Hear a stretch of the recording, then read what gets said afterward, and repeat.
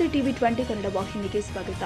ವ್ಯಕ್ತಿಯೋರ್ವ police ಠಾಣೆಯ ಆವರಣದಲ್ಲಿ ಇರುವ ಮರವೇರಿ ಕುಳಿತು ಆತಂಕ ಸೃಷ್ಟಿಸಿದ ಘಟನೆಯೊಂದು ಕೋಟೆ ಪೊಲೀಸ್ ಠಾಣೆ ಬಳಿ ಶನಿವಾರ ಬೆಳಗ್ಗೆ ಜರುಗಿದೆ.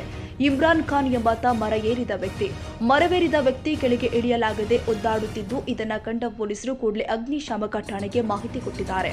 ಬಳಿಕ ಬಂದ ತಂಡ ಮರವೇರಿದ ವ್ಯಕ್ತಿಯನ್ನ ಕೆಳಗಿಳಿಸುವಲ್ಲಿ ಯಶಸ್ವಿಯಾಗಿದ್ದಾರೆ. ಬಳಿಕ ಇಮ್ರಾನ್ ಅನ್ನ ವಿಚಾರಣೆ ಮಾಡಿದಾಗ ತನ್ನನ್ನ ಯಾರೋ ಓಡಿಸಿಕೊಂಡು ಬಂದಿದ್ದು, ಅದಕ್ಕೆ ಬೆದರಿ ನಾನು ಮರವೇರಿದಾಗಿ ಹೇಳಿಕೊಂಡಿದ್ದಾನೆ.